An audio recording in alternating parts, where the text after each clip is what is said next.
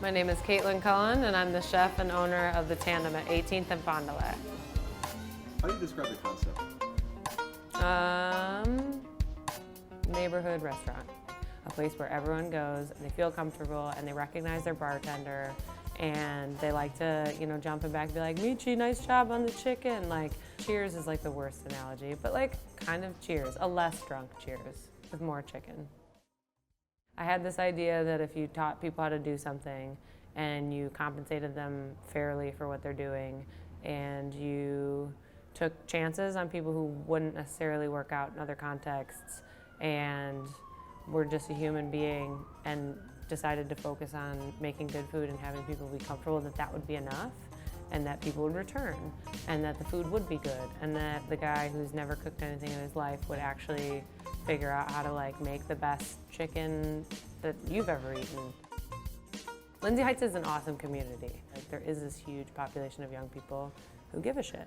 People who have a lot of drive and a lot of know-how and a lot of hustle and can do pretty much anything you ask them to do, but don't really know where they want to go next.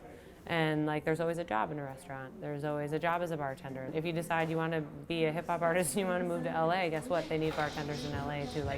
There's a lot of mobility in it. It's a really fun thing to do. I do have an immense amount of patience with everyone's learning hurdles. Okay, you just got out of the joint. You were inside for 4 years.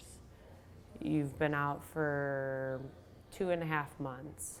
All your clothes are gone, because when you were gone, everyone gave your shit to somebody else or sold it or it was gone. You don't know how to structure your day anymore, because it's always been structured for you. You're used to your size and your demeanor determining how other people interact with you, which out here that's true, but not as true as it is there.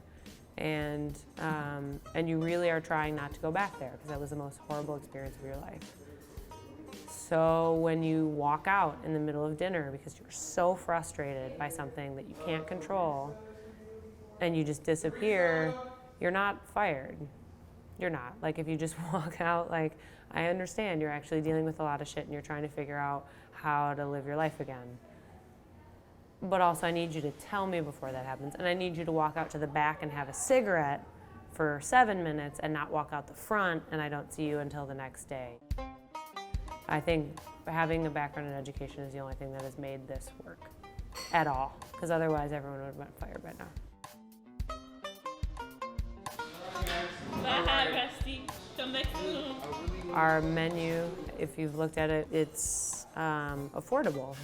We have a quarter pounder on the lunch menu that costs $5 with fries. It's a little bit more expensive than McDonald's, but it's food. Actual food made from food. It's a Bread Smith non-preservative bun.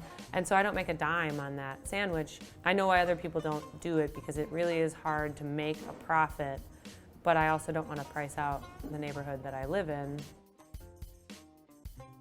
There's a building on the corner and I want someone to buy it and put it in a breakfast spot and do the same thing. Part of why I wanted to do this is so that people start to know each other.